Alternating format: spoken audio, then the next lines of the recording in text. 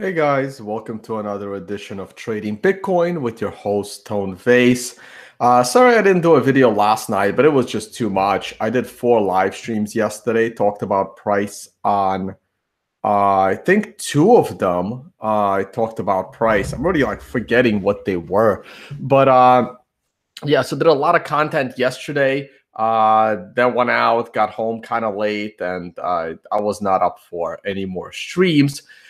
Though the environment did call for it, that's why I wanted to bring you this video this morning. No Leah with me this morning. Some people have lives, unlike me, sitting at home.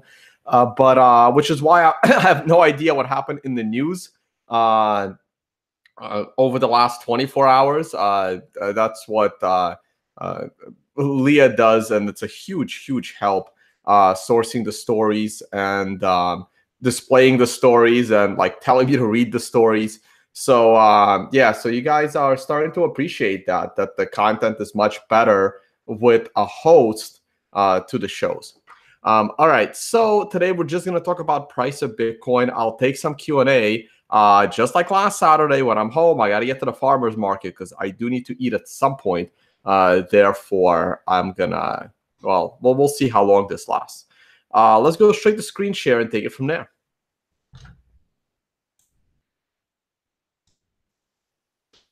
Okay, so, I happen to be on this.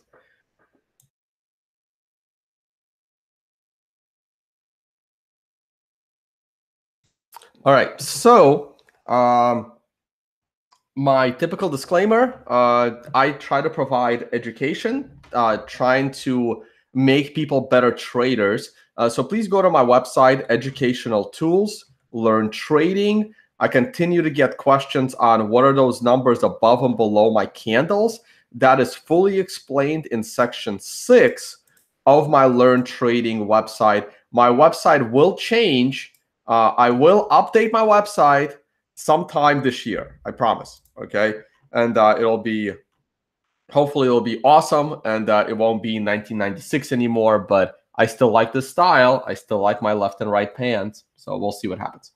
Okay, let's. Oh yeah. So if all of my free material is not enough, please check out the consulting section of my website, which I probably need to update. And finally, if you are planning to see me in person, here's the list of upcoming seminars.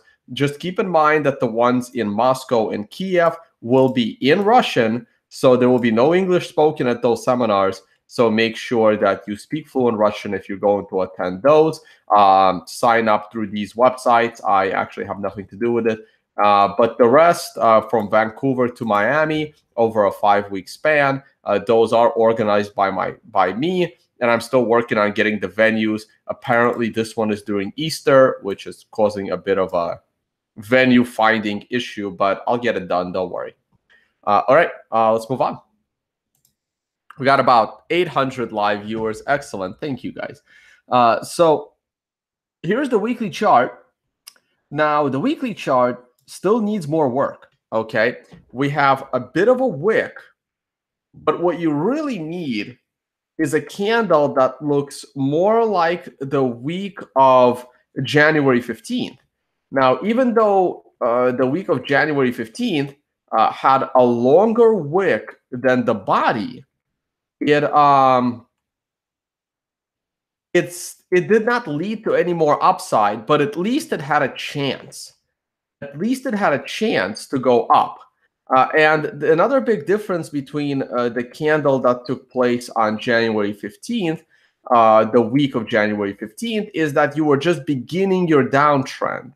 The big difference here is that the downtrend could have probably ended the week of February 5th with the final sale of the Mt. Gox coins and the capitulation and a big reversal candle giving us a dragonfly style doji, or like a cross between a dragonfly doji and a hammer, which is a good reversal candle. Okay, and we'll talk about a similar candle on the daily. But the weekly chart, like, I would be a lot more comfortable on Monday night or Sunday night if by Sunday 8 p.m.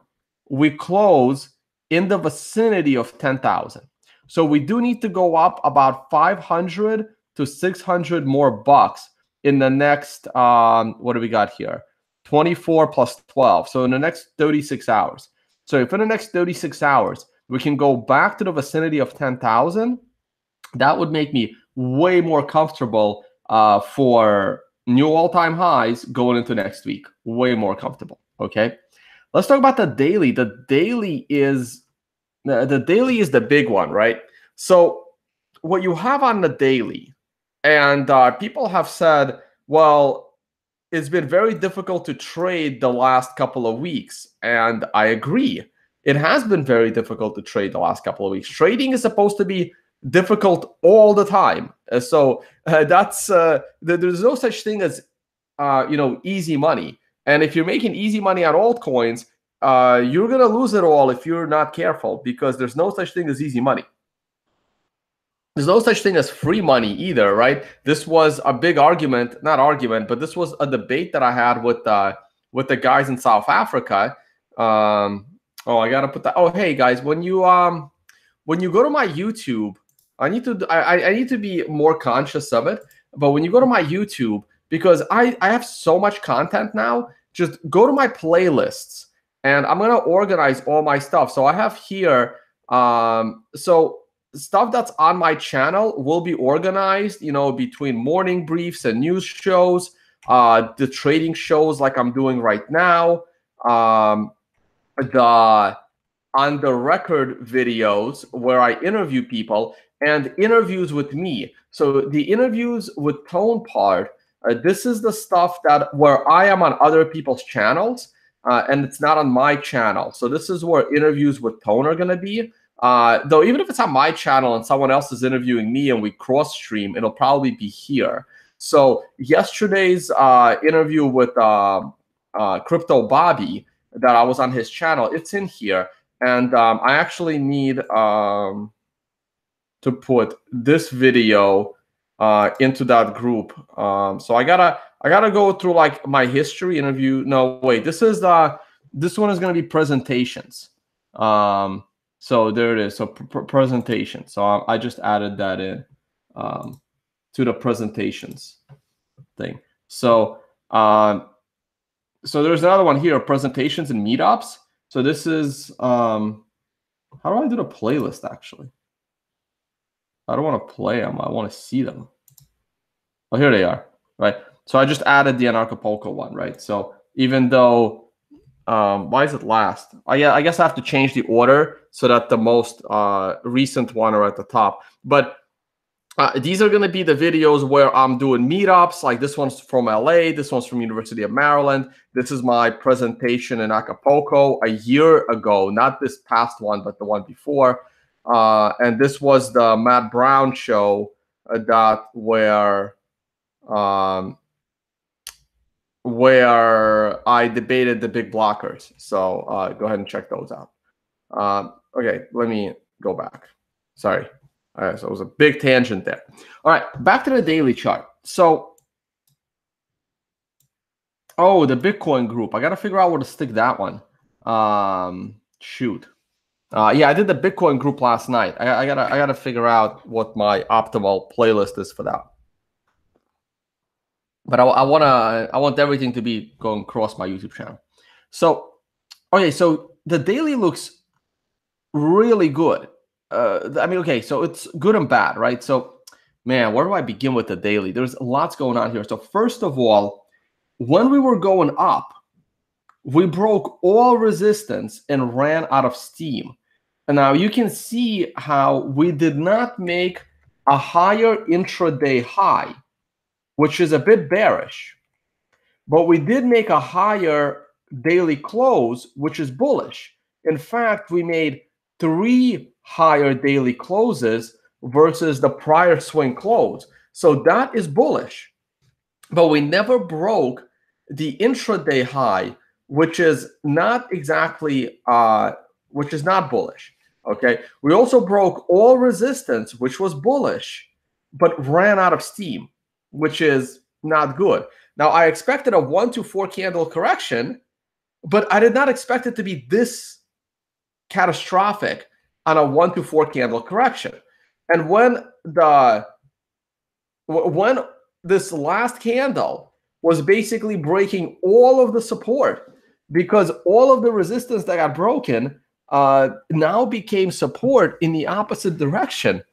And like you have, there's nothing you can say other than holy shit, this is really, really bad, and confidence is being lost. Not to mention you made a lower low, you made a lower closing low, you made a lower daily swing low, and at one point you were below everything.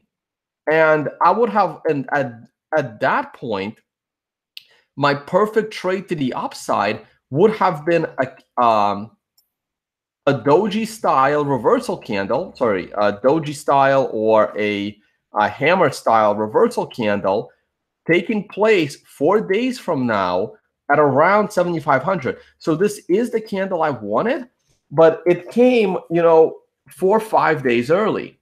Now, technically speaking, I was always talking about a 1 to 4 candle correction here, and it looks like we had our 4 candle correction. But because it was so big, I had to give up on, I had to start thinking about, hey, how low can this go until it rebounds? And it's actually good that it rebounded in the middle of nowhere, because that's how things rebound, right? So again, there is everything I'm going to say right now about the daily chart is both good and bad. And like this has been a very difficult trading environment, right? I'm sure there will be one guy somewhere that's going to, try to show off how perfectly he traded this environment. Now, like, okay, fine, make your money. But if you're going to show off how perfectly you traded this environment, start your own YouTube channel and do videos every day, and we'll see how perfect you do the rest of the year, right? So this is what you have to realize about people that are telling you that they're good traders. Really good traders, they don't have time to watch my videos. They just do trading. I'm actually going to have an interview with one of them, hopefully soon, out in Singapore.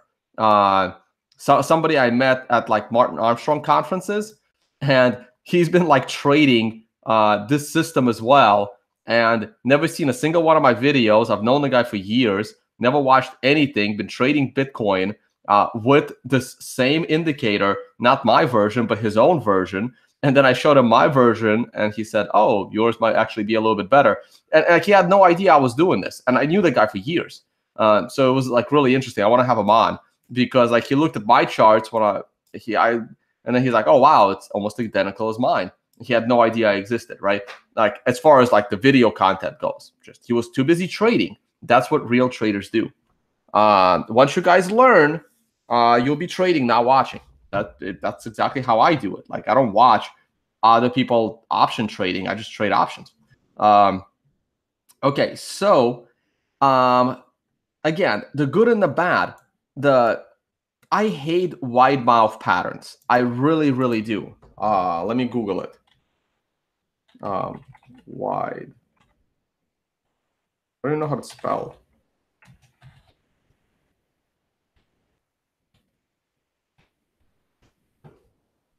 God damn it. Never mind.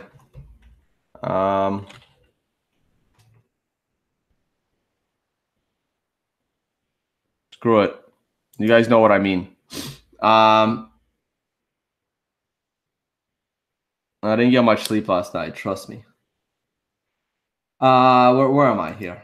Okay, daily. When you have higher highs, quasi higher highs, which is tricky in its own, and lower lows, it's a difficult situation to trade. I'm sure the Elliott wave has an answer for this, but I don't trade Elliott waves. I got to get my giant book of Elliott waves. Next time I'm at my parents' house, I gotta bring it back. I gotta show it to you guys. You guys gonna laugh. Trust me, I have like the biggest folder stack. Anyway, I should do a whole video about Elliott waves, but or my experience with them. But anyway, this is good. The fact that you have a reversal candle, it's even better that your reversal candle has been beaten to the upside on the following candle. So according to traditional trading, this is where a safe long position, a good risk reward position could be entered when you start trading above the high of the doji. Now, a couple of other good things here. The fact that the secondary candle bounced off the 200-day moving average. However, you are stuck below the trend line when using linear charts. When you switch to log charts, the trend line is way higher. Okay, so that's the same trend line, linear versus log. Now, also one of my clients had suggested that I should add. Man, my chart is really cluttered. Let me go to log. Yeah, that's better. It suggested that I add another ray from the downside because it's useful. So let's go ahead and try that. So what was the other color? Purple? I'll stick to purple. So if I do another, not trend line actually, I need a ray. I'm not sure where the bottom should be. Let's try this and this. Okay, so that's interesting. I'm gonna zoom in. I didn't test this beforehand, so we're doing it live. I'm gonna use a magnet actually. Okay, and I connected the swing lows to see how it looks. So when you connect the swing lows, it looks like it's pretty good support. It got penetrated on the intraday, but closed right above it. Okay. Now, let me see if I can take this further. I can't. So the other option that I have is instead of connecting intraday, I'm going to connect the closing lows, and I want to see what this looks like. Not better. I can also try connecting the, because I'm looking for the best fit line. I can also connect the daily close with the swing low, and that's also not better. So the best fit line for me is connecting the swing lows, and now this starts to look very interesting. Okay, so now I can go ahead and zoom in, and remember, this is what the line looks like on a log chart. So once I zoom in, I'm gonna go linear and see what happens. And where the hell is it? Wow, so it's way lower. Okay, so on a linear scale, it's significantly lower. So that isn't really very helpful for me on a linear chart, but on a log chart, it looks good. So I'm not sure what to do with this yet. My other option is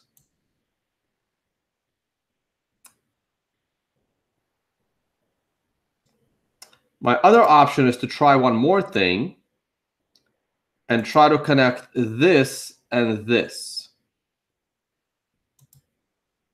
Now, this may not look like much on a log scale, but if I go linear, let's see what happens.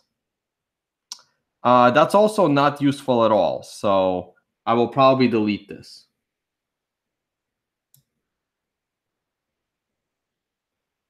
No, still not finding it useful. Okay, so this one is nothing. All right, so when I go to log scale, I will keep an eye on this trend line as well and see what happens in case we get to this point around 10,000 in April. Okay, like if Bitcoin kind of stagnates. Okay, so let's zoom in.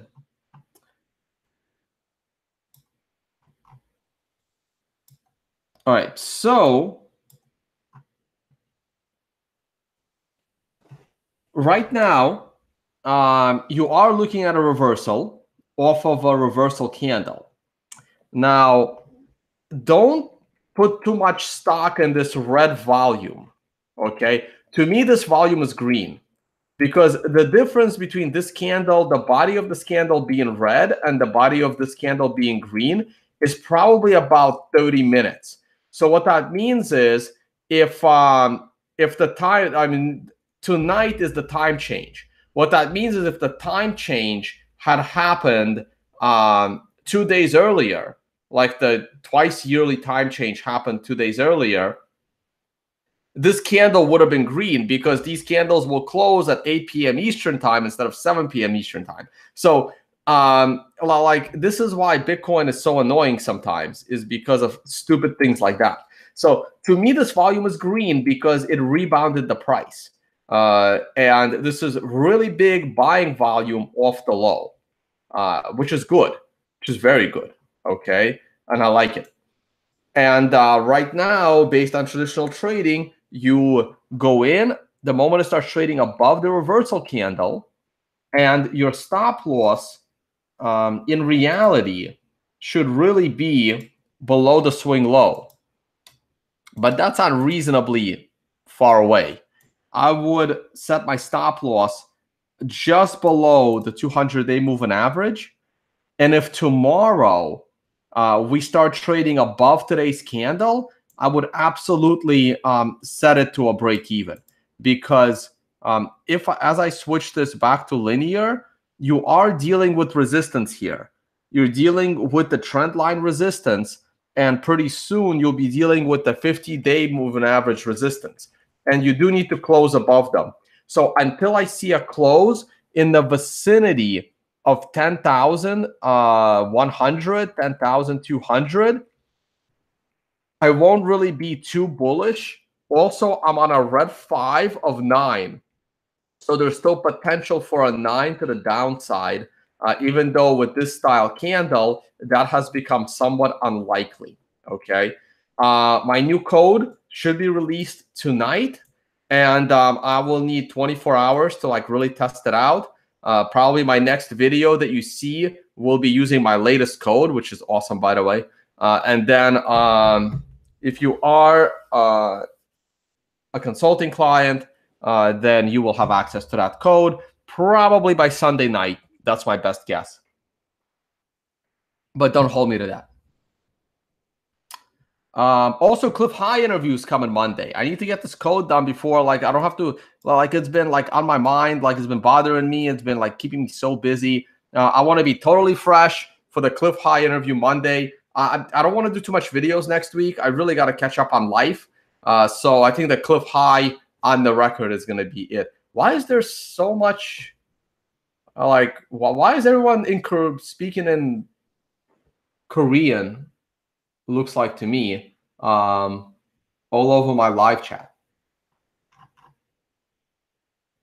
Anyway, oh, and later today I'll be on Ivan on Tech. Man, I'm doing too many podcasts and interviews.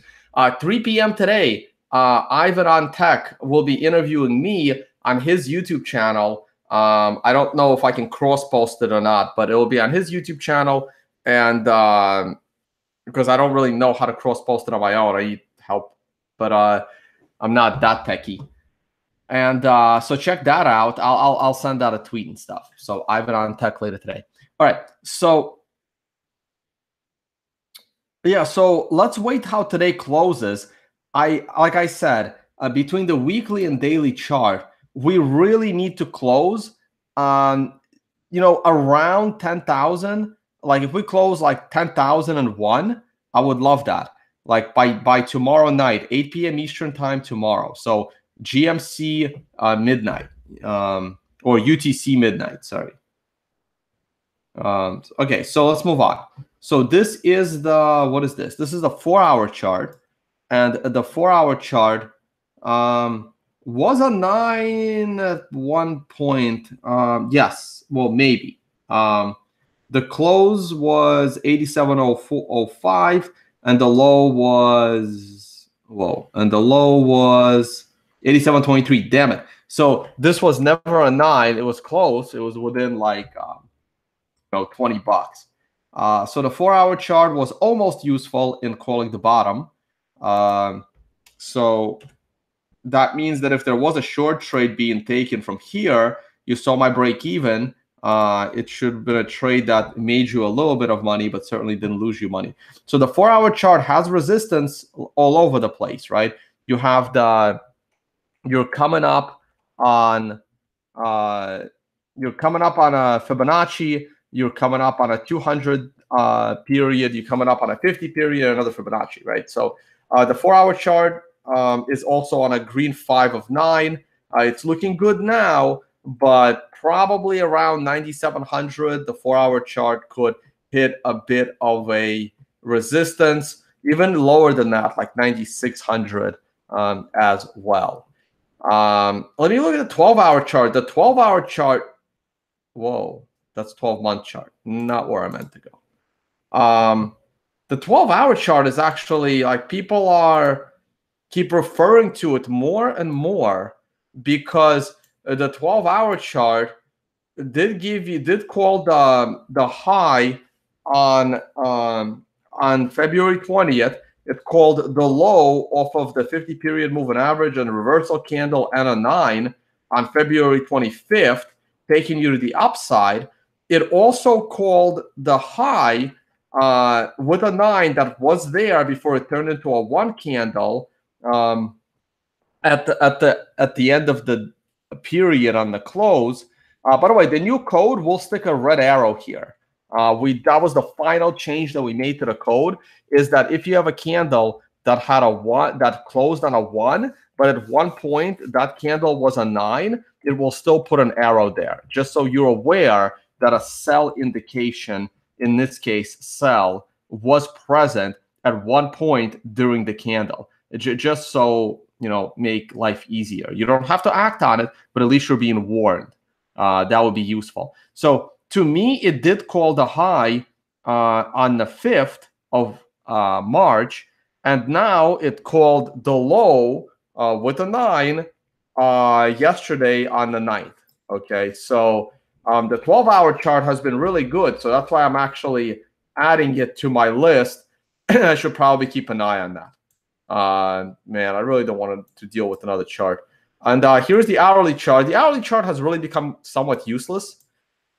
I like the fact that we broke the setup trend line. We did bounce off a 9. You did get an 8 to the upside that at one point was also a 9, calling for a potential break. It ended up being a 1, and now we're continuing to go up. So it's good. It's the hourly chart isn't really doing much, but it's starting to look bullish off of the bounce. So far, the bounce looks pretty strong. Also, you have an aggressive 13 here. Actually, I'm not even sure if this aggressive 13 is working correctly, but in the new code, I know it is. We've done this is not my latest code, by the way. This is not even close. This is like 8 versions of the back before all the testing and updates. All right, I'm pretty much done. I'm gonna try and look at traditional markets tomorrow night with my new code. What is this? 720. Oh, this is the 12-hour chart. Okay, so what was that? Oh, this is supposed to be the 4-hour chart. Okay, I got it now. This is a 12-hour chart, which is supposed to be a 1-hour chart. Okay, got it. This is what I'm supposed to be looking at. I see. All right. What is this? Oh, this is B-Trash. Yeah, so let it get to this blue line and then let it die. I kind of want it to die a slow, miserable death, not a quick one. Monero, nah, nothing's really going on. Nothing's really going on. You're sitting at the top, right? I mean, the longer it hangs around, the more it'll like break out.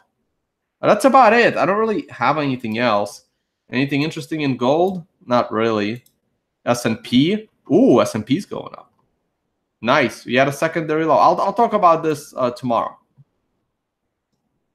All right. Let's see if we got any questions. Do I have anyone helping me with questions? I'm not sure. I thought I did. Maybe I don't.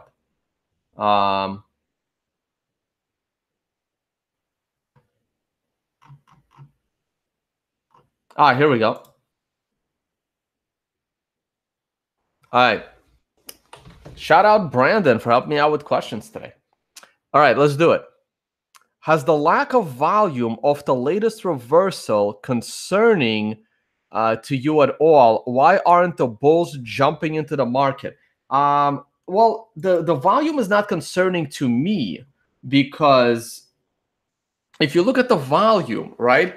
The volume on this last candle yesterday was actually pretty high. And to me, this volume was a green candle, not a red candle. So the volume was decent.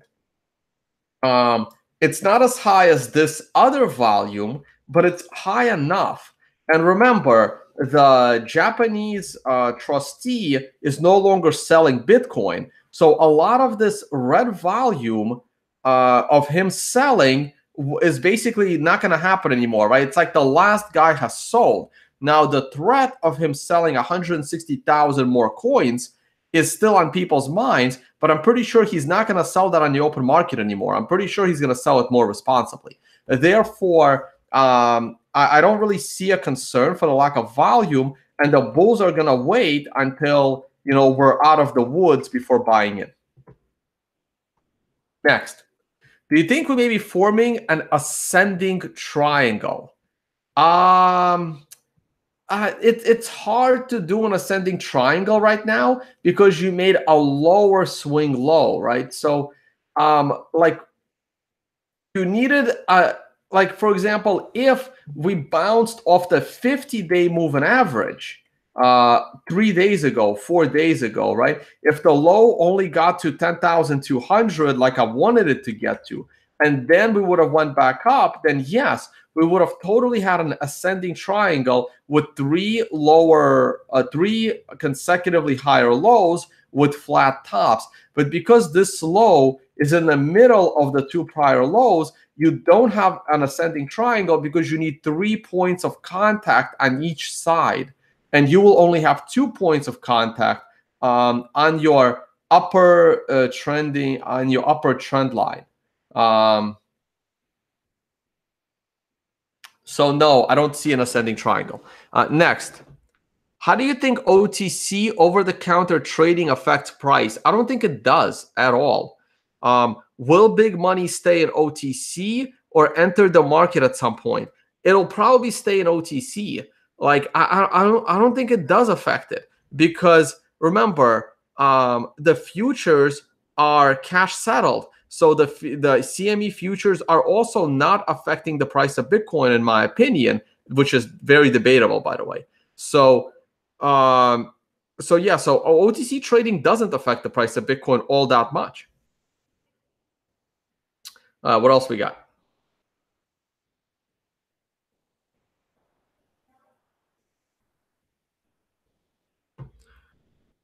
Oh yeah, definitely grab that donation question. I'll get to that one next. Which one is more important to you? Total domination of Bitcoin or quicker widespread adoption of crypto, even if other altcoins survive with Bitcoin? No, definitely the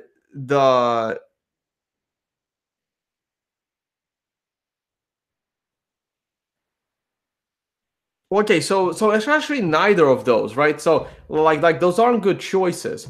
My choices were total domination of Bitcoin or quicker, wider spread adoption. I don't want quicker, wider. I want like slow and wide. Like I don't want quick adoption of anything, right? Like I want there to be slow adoption because when you have quick adoption, you don't have time to fix potential critical issues, right? Like, for example, when Mt. Gox operation goes from 7 employees to 70 employees, the probability of something going catastrophically wrong greatly increases, which is what happened in Mt. Gox. Well, they had other issues, right? But like, or Coinbase, right? Like, Coinbase is a total basket case because they're being adopted too quickly.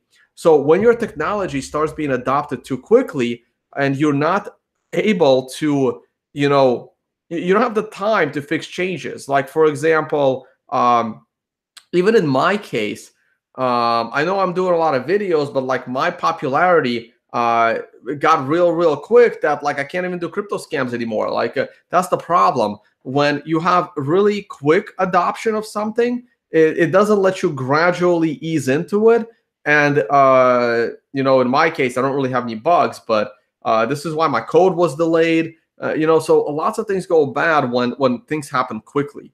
So I want, like, steady and wide spread of Bitcoin, even if other altcoins are still surviving, right? Like, it's not up to me that total domination of Bitcoin is going to succeed. That's up to the market, and that's my bet. Like, I believe that Bitcoin will totally dominate this space, and that's not like that. That's independent of how I want it to be adopted. I want it to be adopted slowly, not quickly.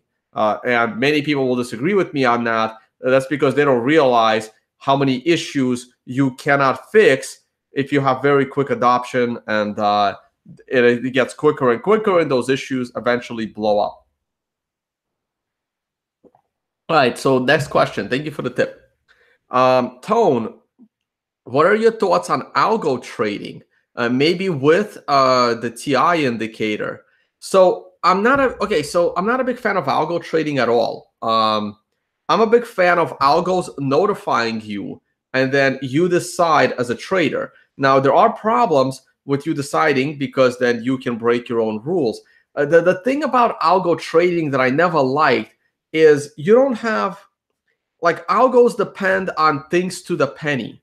And I think I've discussed in other videos that I don't trade that way, right? So for an algo, if you write a trading algo, we're not talking about high frequency stuff. That's different, right? If you're picking up pennies in front of a steam engine, you're a very different trader than if you have a bot that actually buys and sells based on certain indicators.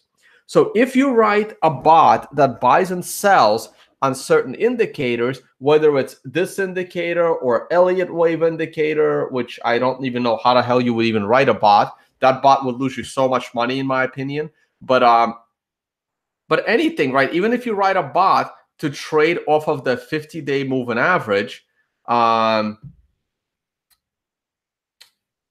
would you do it? And here's the problem: to a bot, the price of Bitcoin being $10,001 versus $10,002 could mean completely different things, because the bot doesn't care, right? And this is the problem. This is why 98% of all bot trading grossly fails, because to a bot there is a giant difference between a penny. Like, even if today Bitcoin closed at 10,001 penny, when if it closed at 10,002 pennies, your bot would have bought.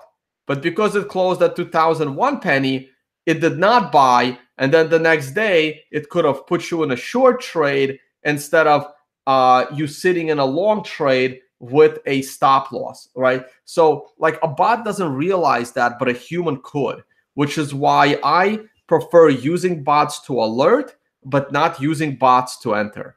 So I'm not a fan. Now, having said that, if I ever find free time, am I going to attempt to code all my knowledge of the syndicator into a trading bot? And the answer is yes. Once the final version of this code has been released, my developer will help me write this code, will help me write a bot.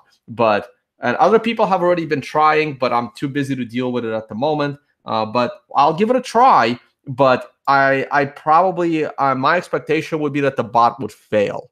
It doesn't mean that the strategy fails. It means that the bot will fail. And there's lots of evidence for this. Like you can go and Google it and read it where like hedge funds try these out. Like you write a bunch of bots on historical data and you found a bot that succeeds 70% of the time throughout the last 10 years. You implement that bot in a real life environment and it'll probably succeed 48, 49% of the time at best. But bots generally fail. They're not as reliable as you think. All right. And for that reason, because a bot doesn't think and trading requires thinking. Next. Tone, do you think splitting a trade percent-wise into a couple of buy stop levels at different parts of the indicator is good? Well, it's not about the indicator, right? It really depends on how strong your risk reward ratio is. If you found that perfect trade, you don't need to break up that trade. You can enter your entire trade in. And if you are only a quarter of the if you're only 25% confident in that trade, then you only enter 25% of the trade and add to that trade as you get more and more comfortable in what you entered. So it's totally specific. You should be trading as least as possible. You should only be entering trades when the probabilities and advantages are in your favor. Like I said, I only enter 4 trades a year in traditional markets. I know exactly when I'm going to do it, and I'm doing it because the odds are so much on my side. I'm willing to enter my entire account and entire account on one trade, entire retirement account on one trade. That's how confident I am in that trade. But that trade only comes around once every 3 months, and I just sit and wait.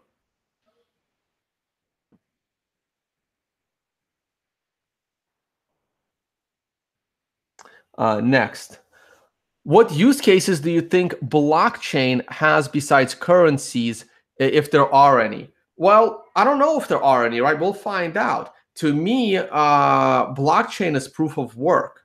Also, yeah, check out my last 2 videos, right? So I know they're going to be kind of long, but this is totally explained. If I go to my playlist, interviews, actually it's in here as well. So please watch this video. This is the South African meetup. There I am on video there. And I know it's long, but it's me debating Bcash people. So there are some, so that is partially explained there. The better one, playlist, interviews with Tone. I think I talked about it yesterday on the Matt Brown. No, sorry, with Crypto Bobby. And oh no, I'm sorry. We talked about it in Bitcoin Morning Brief. Yeah, I mean, check those out. I mean, I talk about this stuff every day. Like, to me, a blockchain needs the property of proof of work, giving you bearer digital assets, right? So here's the use case. If you need the property of accidentally losing all of that digital asset, accidentally sending that digital asset to your neighbor and then begging him to get it back, that's the blockchain, right? So I don't think we need it in real estate. I don't think we need it in healthcare. I don't think we need it in voting, but we need it, for permissionless value transfer, right? So I don't know. I'm very skeptical on any use for a blockchain other than currency like Bitcoin and potentially like just timestamping. But that timestamping, like, it's not infinite data storage. That's for damn sure, right? So if you're treating the blockchain as infinite data storage, your company is going to pretty much die. And I guess some kind of timestamping in the future, but that's a long time away, and there'll probably be other means to trusted timestamping. Do you think the 20,000 price was manipulated? No, I don't. Not at all. I don't think it was manipulated. I think it was just over exuberance on Wall Street getting in. I don't think there was any manipulation there. All right, what else we got? Actually, I should probably get going. Hold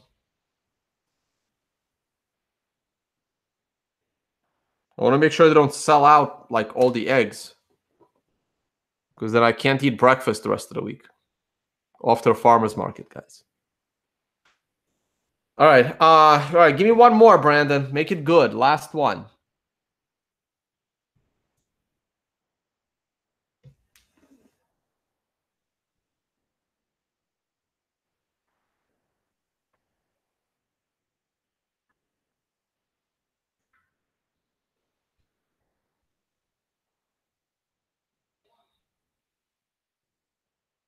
All right. Here we go. Last one. What would happen what would happen to Bitcoin if we would be able to buy and sell the altcoins directly with USD? Would the altcoins finally crash for good? No, no, no, no. It's independent, right? If you could use USD directly for all the altcoins, then like Bitcoin would actually have a little bit less relevance, and Bitcoin would probably slightly go down in price because it wouldn't be used as a medium to get in and out of altcoins. So having an easy ability to use USD for altcoins actually props up the altcoins and makes Bitcoin a little less relevant. So when you have like Ethereum ATM machines and you have Litecoin and Monero ATM machines, it makes Bitcoin less useful because most people will buy Bitcoin from an ATM machine, then use that Bitcoin to buy the altcoins, right? So you're creating more use cases for Bitcoin. So having fiat pairs for altcoins actually helps altcoins and hurts Bitcoin. All right.